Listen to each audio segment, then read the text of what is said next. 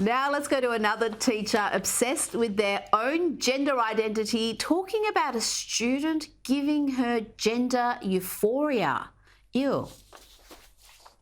I am a non-binary middle school special education teacher, and only my two paraprofessionals know that I'm non-binary, because that's not like a conversation I want to have with parents and admin right now.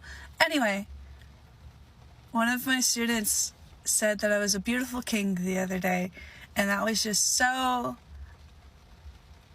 affirming. It gave me the gender euphoria. Have a good day. You are not a king? No. Another celebrity lefty losing it, and I use the word celebrity in the loosest possible term here, but we've got Elisa Milano for you with a public service announcement. Women don't inseminate themselves. Women don't inseminate themselves. Women don't inseminate themselves. Women don't inseminate themselves. Thanks for that. Now, talking about who can inseminate and who can't, have you noticed there's been a rise in crimes committed by women, the sort of crimes women normally don't commit? Of course, many of these women share certain characteristics like being natural-born men. Here's the latest example, and good on the Daily Mail for at least noting in their headline that the accused here is a transgender woman. Normally the headline misses that detail and the story just refers to a female offender, a woman. Now this one calls themselves Abby Taylor. They're standing accused of dumping soiled adult nappies at children's nurseries and offences such as criminal damage by smearing excrement on milk bottles intended for consumption by small children. Woman, yeah, I don't think so. Abby Taylor, whose real name, as it appeared on the court list, is Martin Tarling, said that he prefers to be addressed as Taylor and prefers she, her pronouns. And of course, everyone has to respect that. I don't know about you, but what we just heard about there sounds like, I don't know, a mental illness that requires treatment, not validation and affirmation. Now, let's see what the Biden White House is up to and see how even the little things differ dramatically from the Trump era. Take the First Ladies and their Christmas celebrations. Now, watch this and see if you can note the subtle differences between Melania's and Jill's offering here.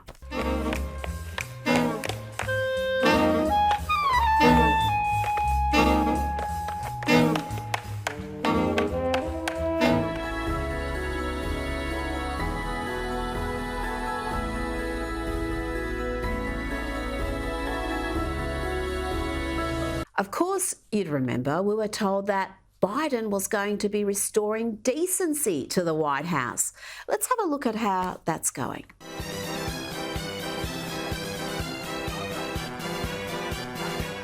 That doesn't even involve Hunter and his stash.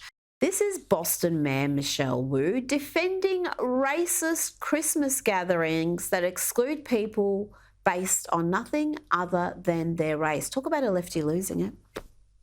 I think we've had individual conversations with everyone so people understand that it was truly just an honest mistake that went out in typing the email field, and I look forward to celebrating with everyone at the holiday parties that we will have besides this one as well. Besides this one, that would be the segregated party that excluded white people, that one, yes.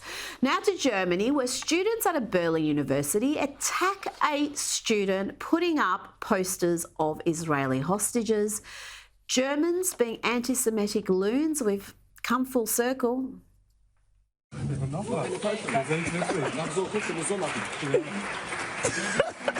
Okay, gut, ich mache weiter. Es ist unsere Aufgabe, in diesen Zeiten müssen einen Widerstandsfront bilden, der aus bedingungsloser Solidarität geboren werden kann. Denn das Ausmaß der zwischenimperialistischen Konflikte. We've finally got an explanation of what happened with that BBC newsreader being caught giving the middle finger on camera.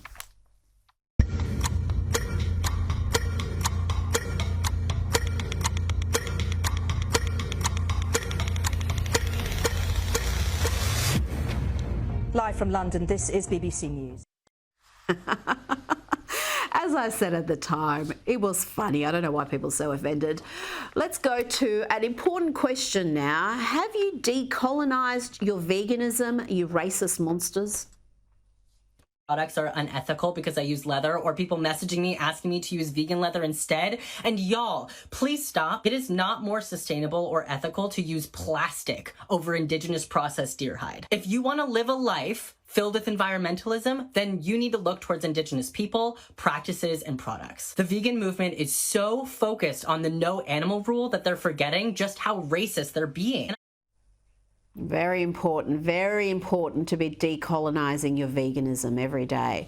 Now let's hear from this totally sane and sensible soul. This trans activist just wants to stab people. What could go wrong?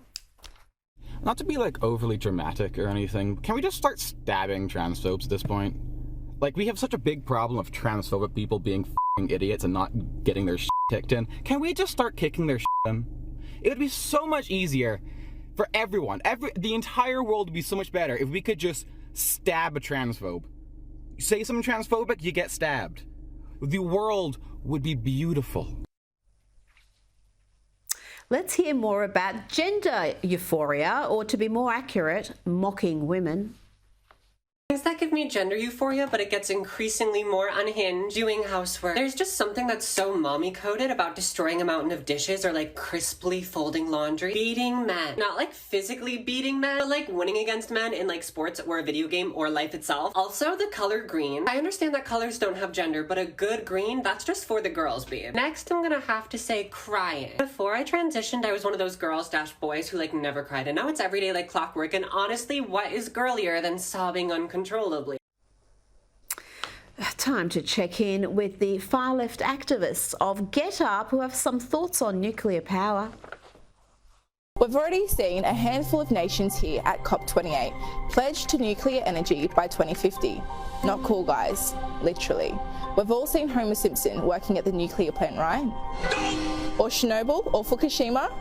Thankfully, the Albanese government refused to sign.